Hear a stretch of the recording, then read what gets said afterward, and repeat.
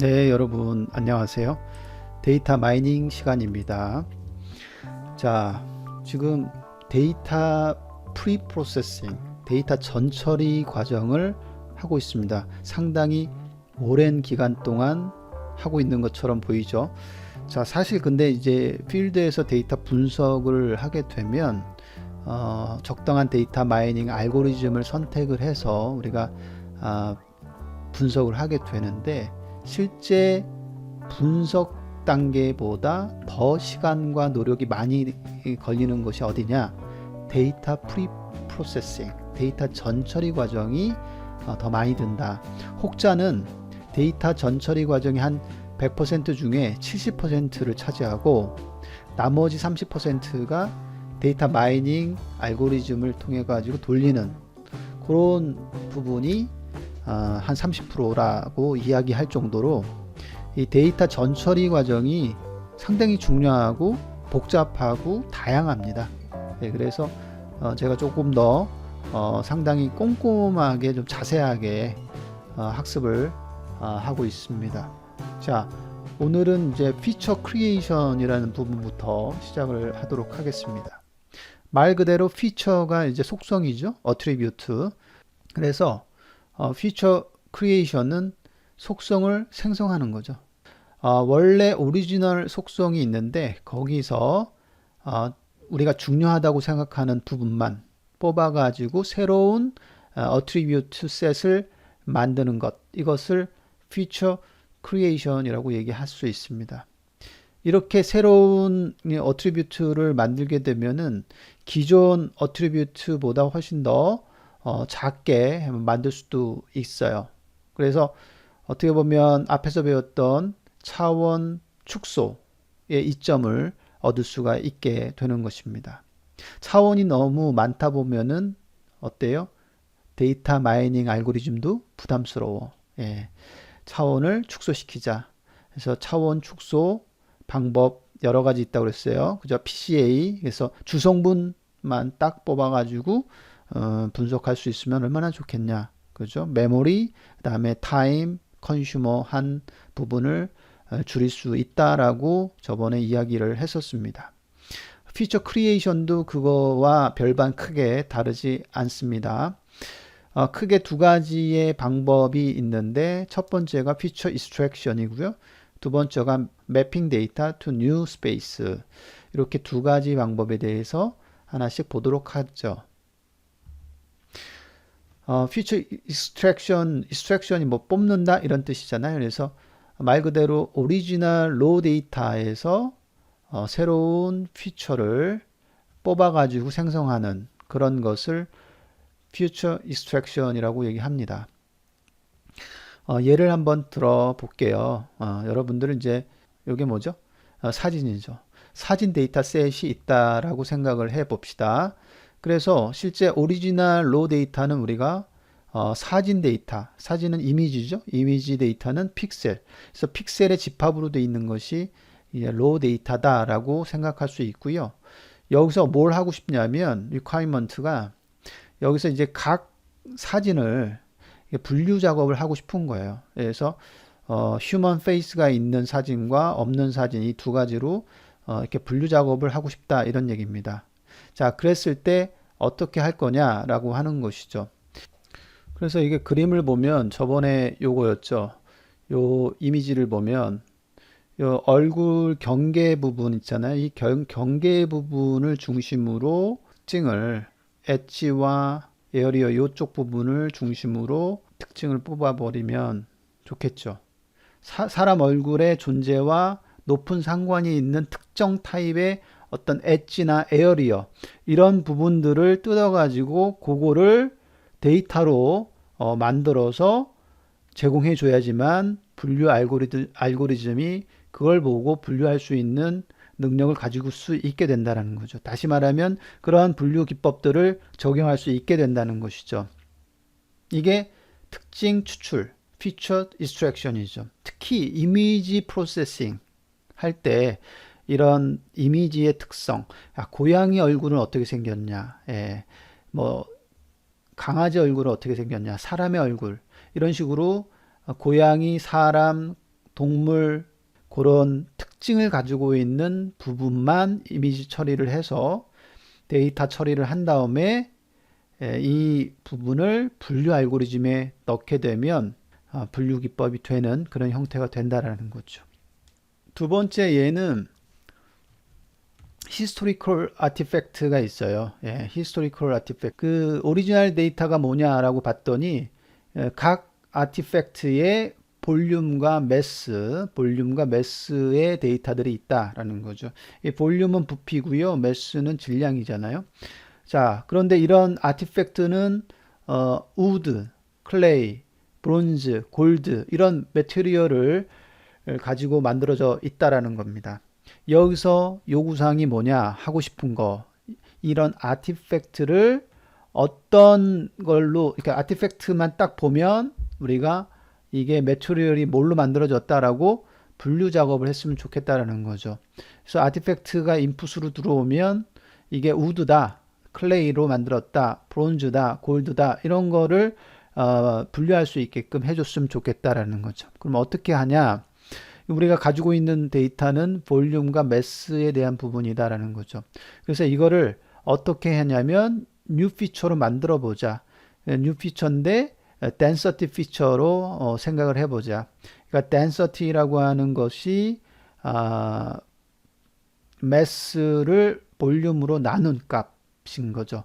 그래서 이 density라고 하는 것이 질량을 부피로 나눈 거. 이 density가 밀도죠. density가 밀도예요. 그래서 밀도라고 하는 뉴 피처를 만들어서 이거는 굉장히 정확하게 우리 매스와 볼륨을 얻을 수 있으니까 이 density라고 하는 새로운 뉴 피처를, 새로운 속성을 가지고 이 분류 작업을 할 수 있겠다라는 겁니다. 자, 여기서 알 수 있는 것은 우리가 이건 거죠.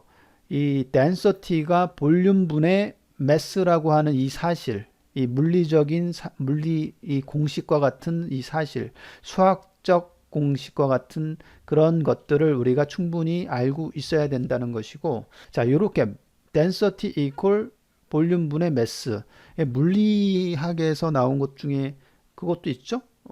거리는 VT, S는 VT, 이런 것도 뉴 피처에 만들 수도 있겠죠. 네, 피처 익스트랙션에서는 예를 이제 두 가지로 봤잖아요. 그래서 첫 번째는 그 사진 데이터, 그 이미지 데이터, 뭐 이미지 데이터나 뭐 동영상 데이터나 이런 영역들은 도메인에 스페시픽한 그런 부분들이 상당히 많습니다. 그러니까 그래서 이미지 쪽이면 이미지 프로세싱 쪽에, 동영상이면 동영상 프로세싱 쪽에, 예를 들어 텍스트 쪽이면 텍스트의 피처는 뭐가 될 것이냐, 그죠? 그런 어떤 도메인에 스페시픽한 그런 부분들이 더 연구가 돼서 공부를 더 해야 될 필요가 있겠네요. 피처 익스트랙션을 하기 위해서는요. 그 다음에 여기 보면은 이 새로운 뉴 피처를 만들 적에 우리 수학적인 공식과 물리학에서 나온 공식들, 그래서 다양한 그 학문 분야에서 나오는 사용되는 그런 공식들을 우리가 많이 융합하고 사용할 필요가 있다라는 그런 부분입니다. 그래서 금융 쪽에서 나오는 또 금융 공식들 엄청나게 많을 수 있고요. 그 다음에 통계 쪽도 마찬가지고요. 그래서 각 분야별로, 각 학문별로도 상당히 많은 그런 공식들이 있기 때문에 그런 공식들을 우리가 이 피처 익스트랙션 할 때 융합해서 사용할 필요가 있겠다라는 어떤 사실을 우리가 인지하고 있어야 될 것 같습니다. 그 다음에 mapping data to a new space. 이거는 이제 데이터를 새로운 스페이스로 매핑 시키자라는 겁니다. 이거는 조금 더 달라요. 완전히 데이터를 다른 어떤 시각으로 보자. 그래서 기존에 있는 데이터의 시각을 완전히 다른 공간의 시각으로 보게 되면 우리가 알지 못했던 사실을 인지할 수 있게 될 수 있다는 중요하고 굉장히 흥미로운 피처를 우리가 만들어낼 수 있다라는 거죠. 여기에 한 일예로 이제 타임 시리즈 데이터가 있는데 이제 주기적으로 패턴이 있는 그런 데이터예요. 일반적으로 뭐 단일한 피어리딕 패턴을 가지고 있고 노이즈도 별로 없어. 그러면 뭐 패턴은 상당히 쉽게 디텍션이 되겠죠. 하지만 이런 경우보다는 굉장히 많은 형태의 주기적인 패턴을 가지고 있고 피어리어딕 패턴, 주기적인 패턴을 가지고 있고 상당히 많은 노이즈를 함께 동반한 그런 경우가 거의 대부분일 거예요. 제가 지금 이 이야기하고 있는 이 목소리도 굉장히 많은 사인 웨이브, 사인파로 이렇게 복합적으로 이렇게 구성되어 있는 그런 형태로 우리가 파악되잖아요. 그래서 이런 패턴들을 디텍션하기 상당히 어렵다. 그래서 어떻게 할 거냐라고 하는 거죠.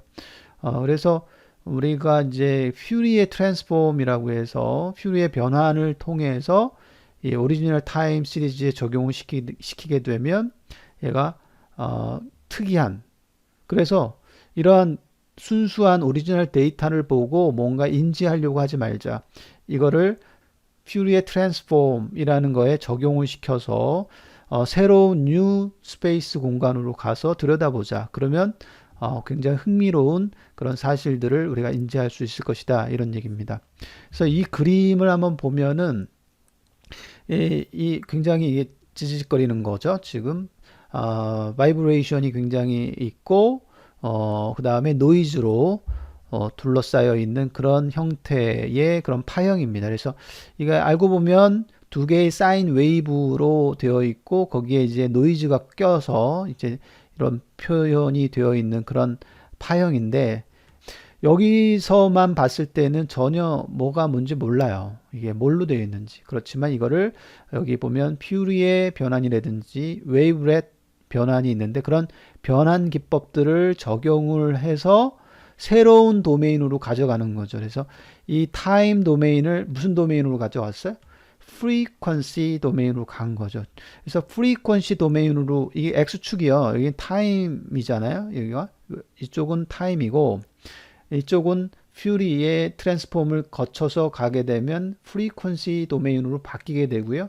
이 프리퀀시 도메인에서 그래프를 그려보면 이게 탁 튀어 보이는 이 두 개가 보인단 말이에요. 이거는 이 7 정도의 주파수를 갖고 있고 여기 보면 그 다음에 여기 한 17 정도의 프리퀀시를 갖고 있는 그런 형태로 뜯어낼 수 있고 이에서 나머지 것들을 다 보는 것이 아니라 이 특이한 이 뉴 피처 요 두 개를 뜯어내는 그런 형태로 우리가 바라다 볼 수 있다라는 겁니다. 그래서 이렇게 타임 시리즈로 되어 있는 이 데이터를 퓨리의 트랜스폼이나 웨이브렛 트랜스폼 같은 것을 사용해서 뉴 스페이스인 프리퀀시 도메인으로 바꿔서 파워 스펙트럼으로 보게 되면 이 크게 이 두 개만 즉 두 개의 사인 웨이브만 뽑을 수 있는 그런 형태의 데이터로 바꿀 수 있다라는 겁니다. 그래서 나머지는 없애고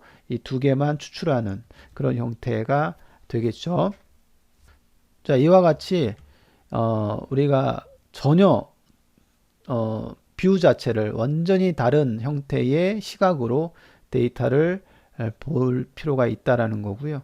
오디오, 이미지, 비디오 이런 데이터를 전처리하기 위해서 특히 이런 여러 가지 기법들을 같이 사용해야 될 필요성이 있다라는 사실을 우리는 알 수가 있습니다.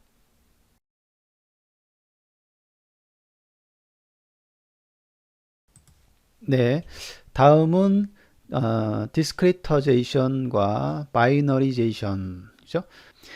디스크리트는 이산이란 뜻이죠. 디스크리트.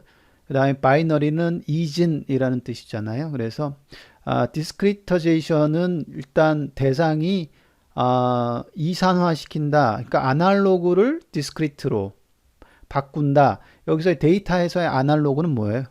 continuous attribute죠. 그래서 연속성을 갖고 있는 속성 continuous attribute를 categorical attribute로 변환하는 것을 discretization이라고 얘기하죠. 그래서 시험을 보면 이제 성적이 나오죠. 100점 만점. 그래서 0부터 100까지의 숫자가 있어요. 그래서 continuous attribute죠. 예. continuous attribute를 categorical attribute로 변환하는 거. 그래서 점수를 학점으로 변환한다. 학점은 A 플러스 A, B 플러스 B, C 플러스 C 이런 식으로 categorical 범주가 되어 있잖아요. 그래서 categorical attribute는 어떻게 보면 이산적인 그런 형태의 데이터라고 볼 수 있겠어요. 그 다음에 그 중에 바이너리제이션은 그 중에서 이 바이너리 두 개의 수, 그죠? 바이너리 어트리뷰트라는 거는 0 아니면 1이죠. 이진수로 갖고 있는 yes or no처럼 true or false처럼, 그죠? 이런 데이터 값을 갖고 있는 것이 바이너리 어트리뷰트. 그래서 바이너리제이션은 이런 컨티뉴어스 하든 아니면 디스크리트한 것이든 이런 것들을 하나 혹은 여러 개의 바이너리 어트리뷰트로 변환하는 것을 바이너리제이션이라고 얘기합니다. 자, 예를 들어서 먼저 볼게요. 바이너리제이션부터 먼저 보면 이런 거네요. 지금 캐테고리컬 변수가 있어요. 그래서 5개의 밸류로 되어 있네요. 하나, 둘, 셋, 넷, 5개. 그래서 awful, poor, okay, good, great 이렇게 5개의 값을 갖고 있는 범주형 데이터죠. 그래서 범주형 데이터인데 이거를 뭘 하고 싶어? 바이너리 밸류로, 바이너리 변수로 만들어라. 가장 쉬운 방법은 categorical value의 크기가 얼마냐? 하나, 둘, 셋, 넷, 5개니까 이 5개를 인티저 밸류로 바꿔보자. 그래서 0, 1, 2, 3, 4가 되고 인티저 밸류를 이진화시켜 보자. 그래서 0은 000, 1은 001, 2는 010, 3은 011, 4는 100 이런 식으로 자 이렇게 바꾸는 거 그것을 바이너리제이션이라고 얘기합니다.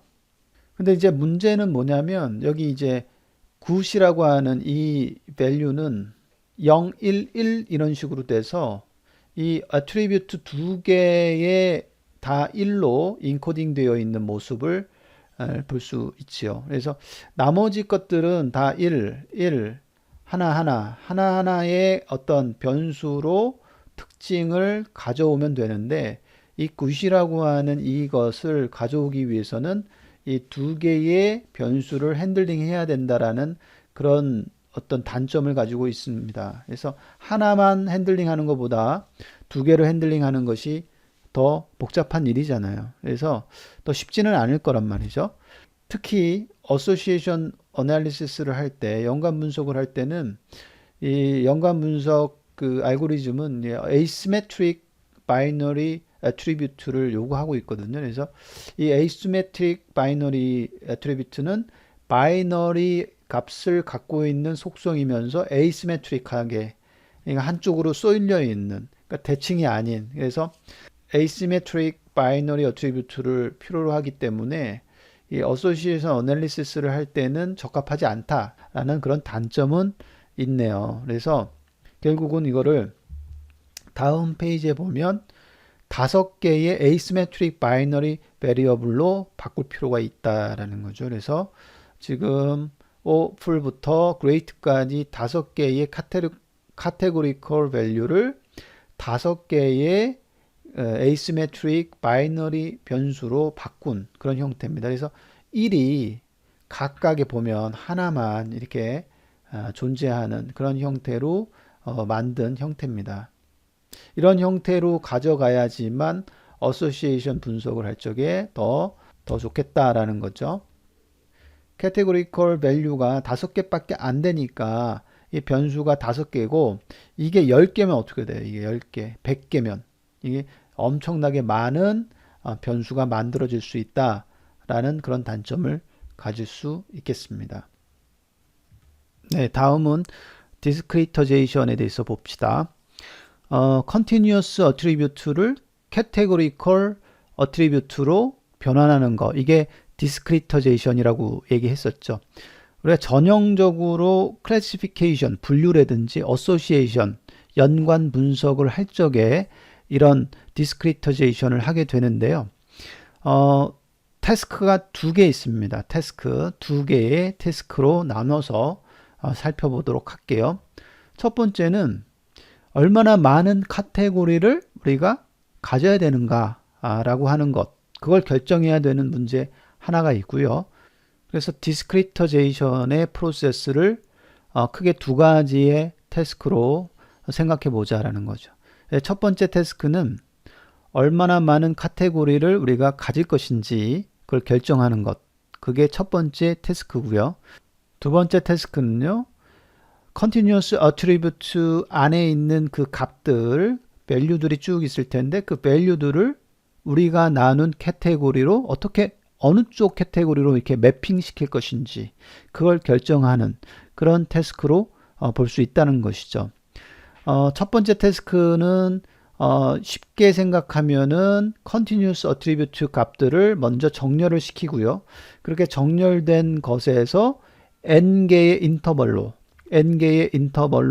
나누는 거죠. 그래서 n-1 스플릿 포인트가 생겨날 수 있는 것이죠. 이렇게 인터벌을 이제 줘야 되고 그 인터벌 그 경계를 우리가 스플릿 포인트라고 얘기를 하게 되는 것이고, 그래서 이렇게 두 개의 태스크로 나누어서 살펴볼 수 있는데, 어찌됐든 이 디스크리터제이션의 가장 큰 해결점은 결국 몇 개의 스플릿 포인트를 우리가 선택할 것인가, 그것을 어디에 둘 것인가, 이거를 결정해야 할 필요가 있는 것이죠.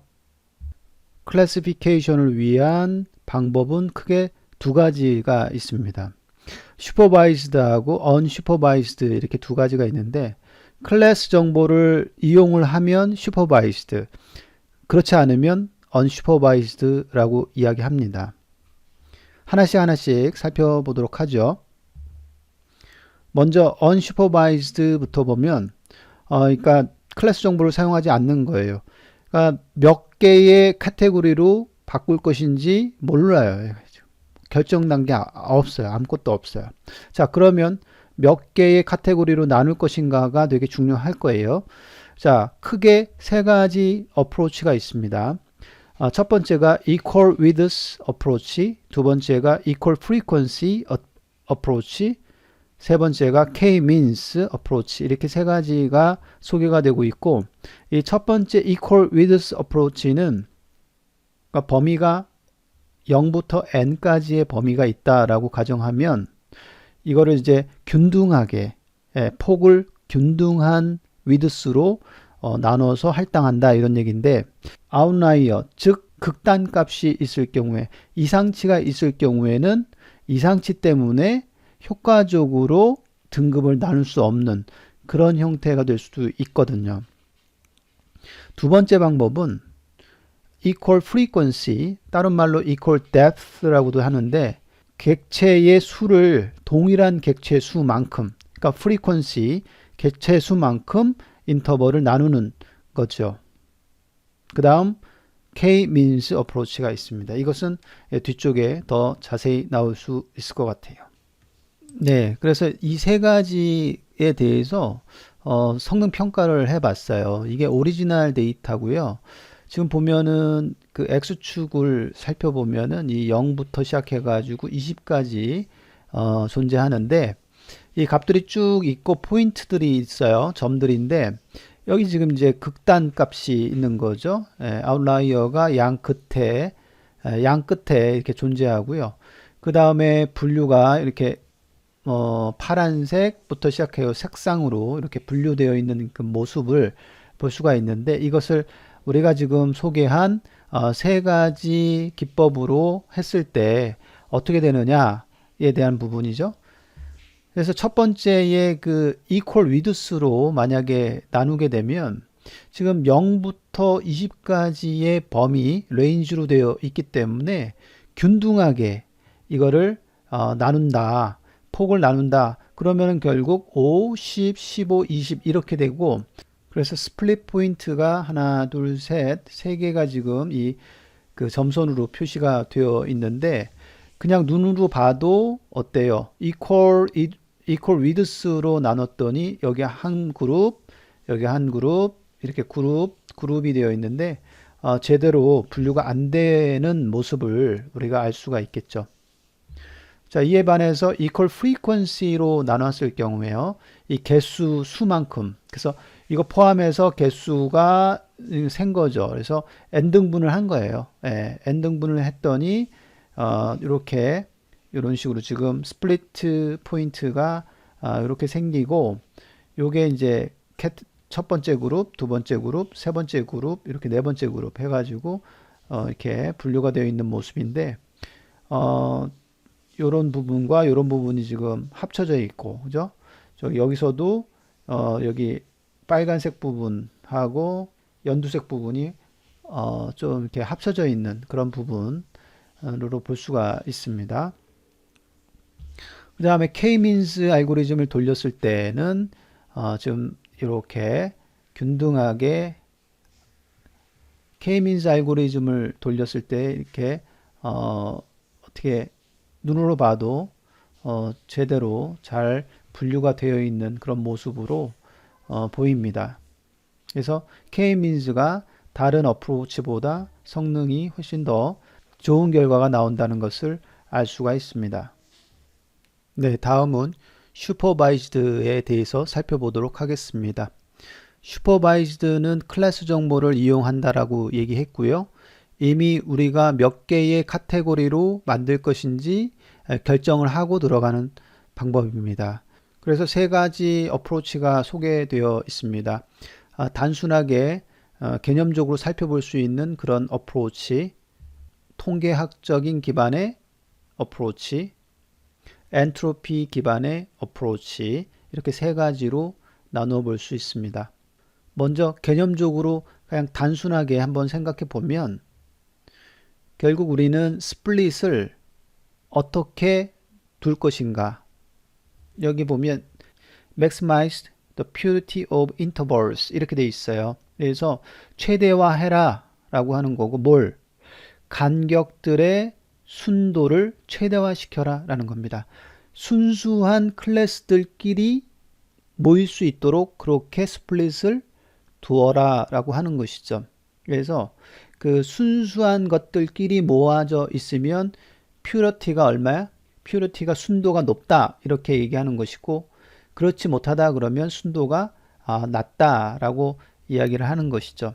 근데 우리가 카테고리로 만들어야 되는데 이 카테고리와 카테고리 사이에 들어갈 그 하나하나의 값들이 동일한 싱글 클래스 라벨로 포함되어 있으면 순도가 맥시마이즈 된 결과가 되는 거거든요. 그래서 간격의 순도를 맥시마이즈 하는 최대화되는 그런 스플릿을 두어라. 근데 이제 이거는 컨셉추얼한 경우고 하다 보면 이게 그 임의적인 결정을 할 수 있다라는 겁니다.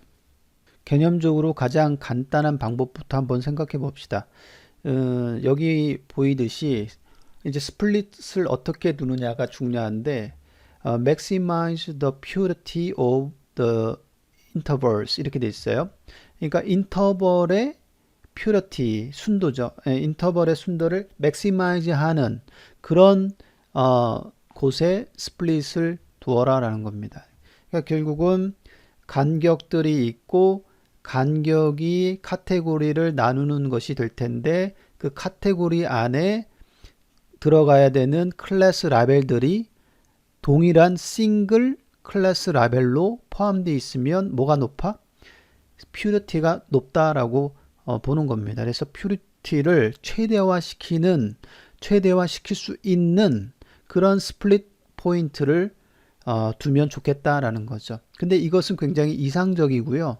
하다 보면 인위적인 혹은 임의적인 디시전을 할 수밖에 없는 그런 경우가 생길 수 있다라는 것이 단점입니다. 자, 그 단점을 보완하기 위해서 생각할 수 있는 것이 통계학적 기반으로 우리 어프로치를 따져보자라는 거죠. 바텀업 방식이 있고 탑다운 방식이 있는데 이제 통계학적으로 봤을 때 각 attribute value들을 하나의 separate interval로 먼저 생각을 하고요. 그러면 attribute value가 엄청나게 많으니까 continuous 하기 때문에 굉장히 많은 인터벌이 있는 것으로 생각을 하고 시작을 합니다. 그러다 보면 이제 그런 상태에서 시작을 하면서 우리가 statistical 테스트, 통계학적 테스트를 통해 가지고 유사한 간격들끼리는 뭐예요? 머지하는 거죠. 그래서 이거는 비슷한데, 이건 비슷한데 그러면 비슷한 값이 나오는 것들끼리는 이렇게 머지하는 그런 부분이 됩니다. 그래서 더 큰 인터벌로 생성하는 방법. 그게 이제 bottom-up 어프로치죠. 그래서 다시 말씀드리면 각 속성의 속성 값들이 컨티뉴어스하게 존재하는데 그 컨티뉴어스하게 존재하는 그 각각의 값을 독립적인 각각의 인터벌로 우리가 생각을 하고 그걸 이제 통계학적 테스트를 돌려보자. 그리고 버텀업의 반대가 탑다운이에요. 그래서 그 버텀업은 세퍼레이트 인터벌을 많이 두고 그 다음에 유사한 거를 합쳐 가면서 더 큰 인터벌을 만드는 그런 형태고요.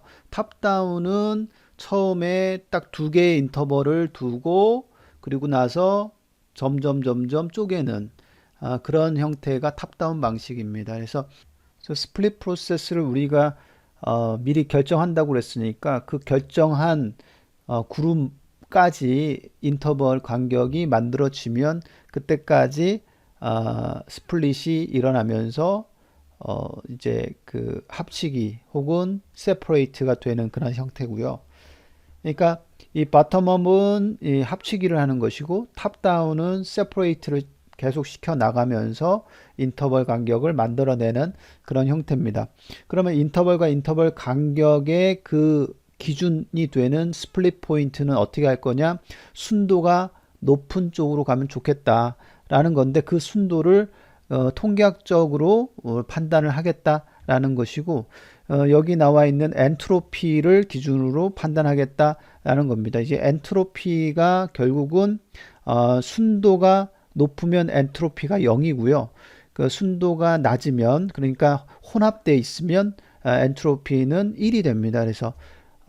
그래서 엔트로피가 낮은 그런 엔트로피를 고르게 되면 정확하게 인터벌을 구분 시켜서 스플릿 포인트를 가져갈 수 있겠다라는 것이죠. 네, 그래서 엔트로피 기반의 어프로치가 바로 간격의 엔트로피라고 하는 것이 하나의 메저가 되는데요. 그 메저가 인터벌의 순도를 측정하는 그런 척도가 되는 것입니다. 그래서 엔트로피가 0이 되는 그런 스플릿 포인트를 유지하면서 카테고리화 시키면 좋겠다라는 것이죠.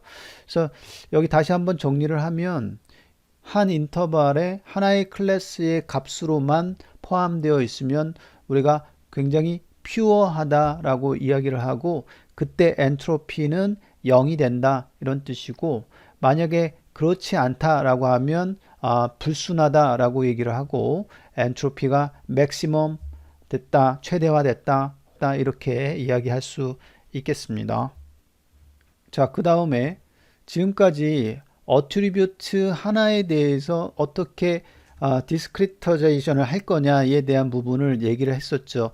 여기도 보면은 여기 한번 보세요. 이 점에 대한 부분인데 이 점이라고 하는 게 x, y로 되어 있는 점이잖아요. 근데 이 x, y 중에서도 x 성분에 해당되는 부분만 스플릿 포인트를 둬서 구분을 시킨 다시 말하면 1차원적인 원 디멘전으로 우리가 나눠서 생각을 했던 그런 부분이고요. 자, 이거는 쭉 보면 여기 보면 이거는 이제 2차원적인 그런 부분이죠. 그래서 어트리뷰트를 두 개를 독립적으로 생각을 하는 거예요. 그래서 그 x 어트리뷰트하고 y 어트리뷰트를 두고 2차원적으로 독립적으로 디스크리트를 하자. x 어트리뷰트 입장에서 봤을 때 간격이 1, 4의 간격으로 해서 인터벌을 하나, 둘, 세 개로 나눈 거고요. 여기 y축으로 봤을 때 y 어트리뷰트로 봤을 때 1, 2 이렇게 스플릿 포인트를 두고 간격을 하나, 둘, 세 개의 간격으로 나눴을 때의 그 분류된 모습을 보고 있습니다. 상당히 이것도 세 개의 인터벌을 각각 가지면서 분류 작업을 했는데 크게 하나의 한 그룹, 둘, 셋, 넷. 그래서 네 개의 그룹으로 나눈 그런 형태를 볼 수가 있고요. 여기에 이제 인터벌을 5개씩 둔 거예요. 여기는 오른쪽은. 그래서 인터벌을 1, 2, 3, 4, 5 이렇게 5개를 하나, 둘, 셋, 넷, 5개를 더 가지고 인터벌 그 디스크리트를 했을 때 훨씬 더 세밀하게 지금 카테고리를 만든 그런 형태를 볼 수가 있습니다.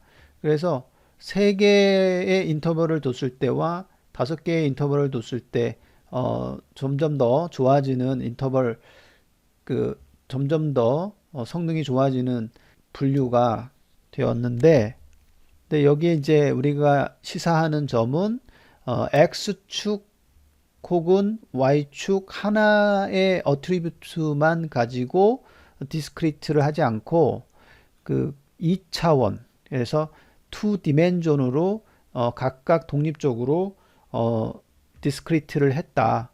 그 다음에 그때 인터벌 간격을 3개로 했을 때와 5개로 했을 때 늘려갔을 때 더 좋은 성능을 낼 수 있다.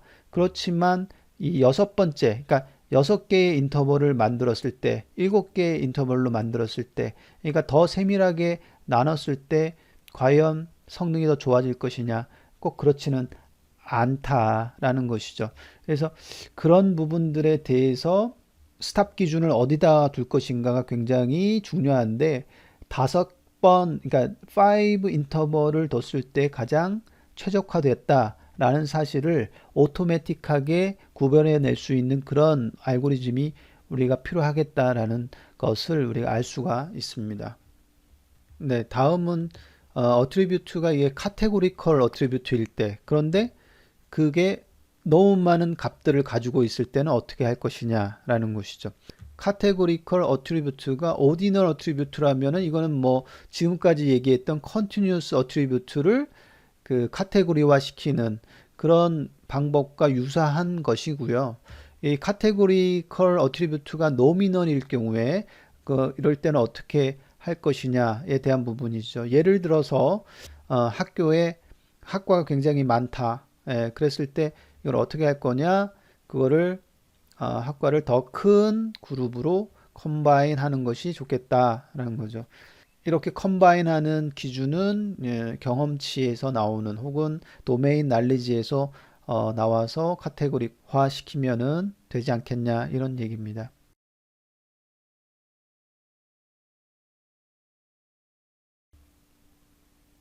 네, 다음은 Variable Transformation이죠.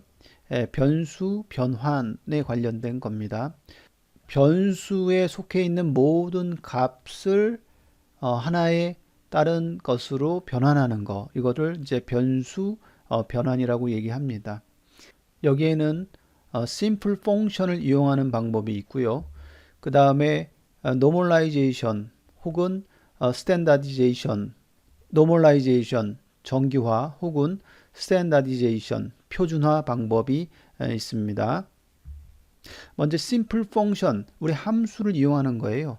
자, 함수를 이용하면 기존의 변수가 갖고 있는 모든 값을 다른 값으로 쉽게 변환할 수 있겠죠. 그래서 예를 들면 x가 변수라고 생각을 하면 여기 나와 있는 펑션들 중에 하나에 대응을 하는 거예요. 그래서 x의 k승 혹은 로그 x 혹은 2의 x승 혹은 루트 x x분의 1 sin x 그 다음에 절대값 x 이런 식으로 함수에 매핑을 시켜서 다른 쪽으로 변환하는 방법인 겁니다.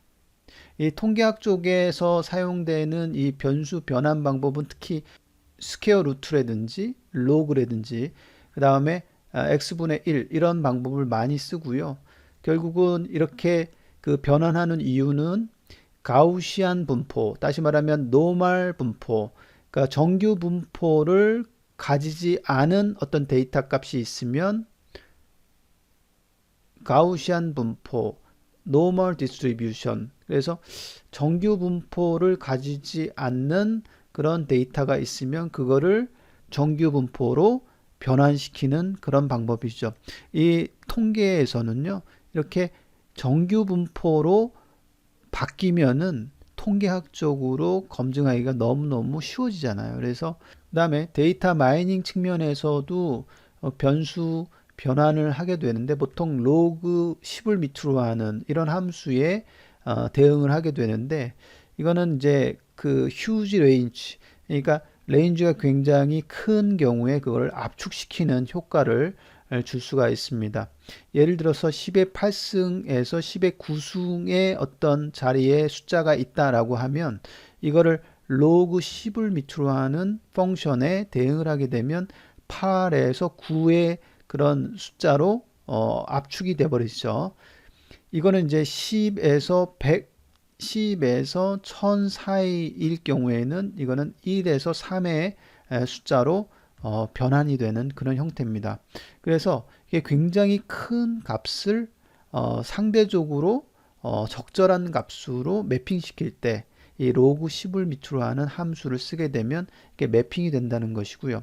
이 그래프에서 한번 살펴보시면 왼쪽은 그냥 그 10, 그러니까 100, 200, 300, 400 이렇게 해가지고 균등하게 지금 차트를 시각화한 그림입니다. 그래서 지금 거의 그 이 100의 숫자에 이렇게 쭉 가다가 400으로 점프가 되면서 밑으로 내려간 그런 형태입니다. 자, 이런 형태에서 로그 10을 밑으로 하는 펑션의 그 변환 과정을 거친 그런 그래프가 오른쪽인데 이와 같은 것을 보면 100, 200, 300, 400이 좀 줄어들면서 들어가는 모습을 알 수 있죠. 자, 이렇게 하는 이유가 뭘까요? 이렇게 하는 이유가 자, 이렇게 볼 수도 있는데 이렇게 하는 이유는 우리가 거의 대부분의 숫자가 이 100 중심에서 왔다 갔다 하는데 어떤 한 구간에서 굉장히 높게 올라갔어요. 이렇게 높게 올라가면 이렇게 높은 값 때문에 이런 낮은 값들은 어떻게 해요? 베리에이션이 상당히 둔탁해지는, 이렇게 느슨해지는 그런 형태를 볼 수가 있어요.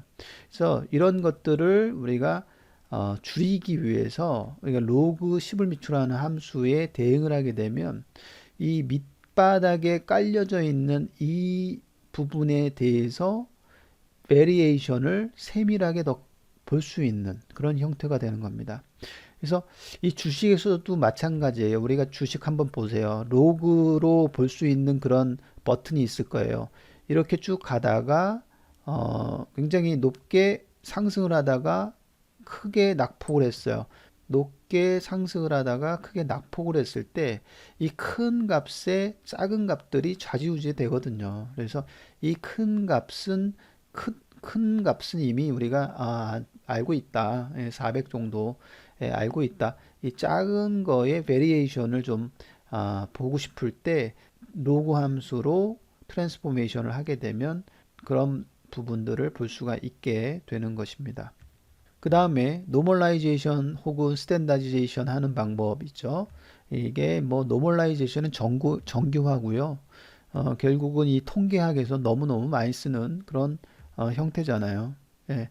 그래서 우리가 뭐 예를 들면 x바라고 하는 게 어트리뷰트 밸류의 평균이고 sx가 표준 편차라고 한다면 우리가 트랜스포메이션 x 프라임을 얻을 수가 있는데 이런 형태의 식으로 우리가 새로운 new variable을 만들 수가 있다. 이 새로운 new variable을 만들어 놓으면 뭐가 좋냐? 결국은 평균이 0이고 표준 편차가 1에 준하는 그런 새로운 변수를 만들 수 있고 그 변수를 관찰하면 훨씬 더 의미 있는 그런 부분이 될 수 있다라는 것이죠.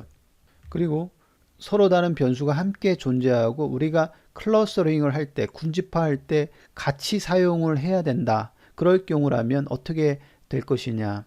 어떤 한 변수가 굉장히 크고 어떤 변수는 좀 작다, 상대적으로 작다. 그러면 그 큰 변수가 상대적으로 큰 값을 가지고 있는 변수가 상대적으로 분석의 결과를 좌지우지할 수 있는 그런 경우가 있을 수 있다. 따라서 그런 경우는 회피해서 우리가 가져가야 된다라는 거죠.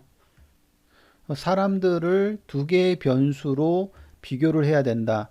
예를 들면 나이와 수입, 인컴이 있을 때. 근데 나이는 커봤자 0부터 100일 것이고요. 인컴은 상당히 큰 값을 갖게 된다. 이 두 가지를 가지고 피플을 비교를 할 적에 이 작은 값은 상대적으로 인컴 때문에 이 큰 값 때문에 묻혀 나갈 수 있다라는 거죠. 그래서 결국 이 큰 값을 어떻게 할 것인가, 변수 변환을 노멀라이제이션 할, 정규화 시킬 필요가 있다. 이 age와 인컴 둘 다 노멀라이제이션 할 필요가 있다라는 겁니다. 그리고 평균과 표준 편차는 아웃라이어에 의해서 굉장히 영향을 많이 받을 수 있다. 그렇다면 아웃라이어를 빼고 하든지 아니면 민을 미디어 값으로 변경을 하고 혹은 표준 편차를 절대 표준 편차로 변경을 해서 우리가 생각을 해 봐야 된다라는 것이죠. 자, 다음은 변수 변환을 실제로 R 프로그램을 가지고 한번 변환하는 방법을 같이 한번 해봅시다. 여기 지금 보면 하이트하고 웨이트가 있어요. 그러니까 그 몸무게하고 그다음 신장하고 몸무게가 이제 오리지널 데이터로 옵저베이션이 10개 해서 있습니다. 그래서 166cm, 55 그 킬로그램 뭐 이런 식이죠. 자, 이 변수 변환을 통해 가지고 우리가 최종 목표는 표준화된 데이터로 바꾸는 겁니다. 예, 오리지널 데이터를 표준화된 데이터로 바꾸어서 우리가 생각을 해 봐야 된다는 거죠. 왜 바꾼다고 그랬죠? 표준화된 데이터를. 크게 여러 가지 이유가 있겠지만은 이 스케일이 다를 때, 그러니까 이 하이트는 센티미터고요. 웨이트는 킬로그램이잖아요. 그래서 이 단위가 다를 경우에 그리고 상대적으로 이 값의 크기가 다르죠. 그래서 이런 것들을 하나의 기준값으로 바꾸기 위해서 이 표준화된 데이터를 우리가 사용해야 된다. 그럼 이제 표준화된 데이터를 어떻게 만들 것이냐? 결국은 여기 위쪽에 가면 바로 요거예요. 요거. 예. 그 x 프라임. 예. 그래서 요 부분으로 만드는 것이죠. 요 식으로. 요 식이 바로 이 표준화된 데이터를 만들어내는 그런 식인 것이죠. 그래서 x에서 x 바를 뺀 거, 요게 이제 그 평균을 보정시키는 여기서 얘기하는 mean adjusted data가 되는 것이고요. 그 값에서 이 표준 편차로 나눈 거, 이 전체 요 부분이 표준화 데이터가 되겠습니다. 요 부분이 되죠. 자, 하이트만 먼저 해보도록 하죠. 하이트. 자, 하이트에 대해서 제가 미리 작성을 해놨습니다. 같이 한번 보면서 R 프로그램을 한번 해보도록 할게요. 제가 미리 R 프로그램을 쳐놨거든요. 보면서 한번 설명을 드리도록 할게요. 일단 이 하이트라는 로 데이터를 하나 만들었죠. 그래서 로 데이터가 이제 10개의 옵저베이션으로 되어 있는데 이 C 함수, 우리 R 프로그램에서는 벡터를 만드는 그런 함수죠. 그래서 166cm부터 해가지고 쭉 10개, 165cm까지 신장을 이렇게 그 벡터로 만들었고, 그것을 어사인 해가지고 하이트 변수에 집어넣었어요. 한번 실행시켜 볼게요. 이 부분. 네. 그래서 하이트라는 변수에 10개의 그 아이템이 들어가 있는 그런 상태입니다. 자, 그래서 하이트의 평균을 구하는 것부터 먼저 하면 min 함수를 써서 평균을 구할 수 있죠. 그래서 min height 하게 되면 되죠. 그래서 평균이 166.3이 나왔네요. 자, 그것을 우리가 그냥 별도로 또 min 언더바 height라는 변수로 지정을 해 놓자고요. 자, 이런 식으로요. 166.3이 들어갔고요. 그 다음에 그 보정 데이터, 평균 보정 데이터는 이 height에서 이 min height 이 부분을 뺀 거가 평균 보정 데이터잖아요. 예, 여기서 클릭하면 이 부분이죠. 예, 이 부분인데 이것도 min adjusted 이 변수에 하나에 집어넣도록 하겠습니다. 이렇게요. 그래서 이렇게 min adjusted 이 변수가 아이템이 10개인 벡터로 만들어졌습니다. 자, 그 다음에 height의 표준 편차를 구해야 되죠. height의 표준 편차도 마찬가지 이 변수를 통해서 어사인 될 수 있도록 그렇게 만들게요. 여기 sd 함수가 표준 편차를 구하는 그런 함수가 되겠습니다. 자, 그러면 이제 표준화된 데이터를 만들기 위해서 어떻게 해요? 평균 보정 데이터에서 이 SD height에 이게 이제 표준화된 데이터가 되죠. 이 부분이. 그죠? 네. 자, 그러면 이 표준화된 데이터의 평균은 어떻게 되냐?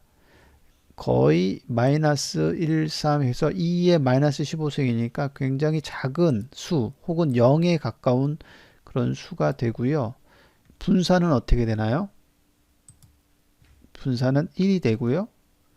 표준 편차는 마찬가지 1이 되는 그런 형태입니다. 다시 말하면 우리가 로 데이터로 가지고 있는 이 하이트의 이 값을 이 표준화된 데이터로 바꿔서 결국은 평균이 0이고 분산이 혹은 표준 편차가 1로 되는 그런 새로운 변수로 만든 겁니다. 이게 표준화된 데이터가 된 것이고 이 표준화된 데이터를 사용해서 우리가 그 데이터 마이닝 알고리즘에 집어넣는 게 좋겠다 이런 얘기입니다. 그래서 자, 요 하이트하고 min adjusted 그 다음에 standardization을 cbind를 통해서 하나 만들면 이렇게 되죠.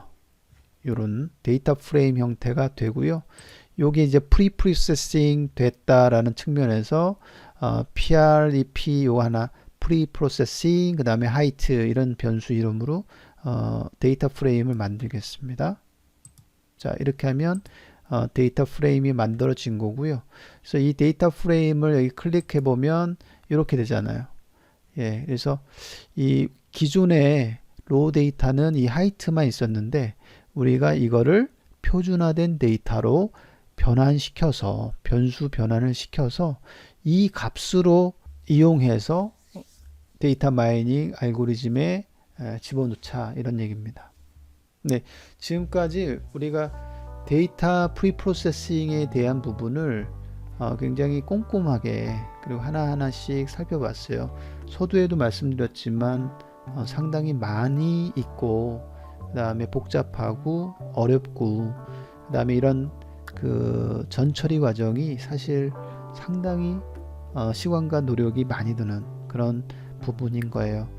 어찌됐든 우리는 지금까지 데이터 프리프로세싱에 대해서 많은 부분을 학습하셨습니다. 수고 많이 하셨습니다.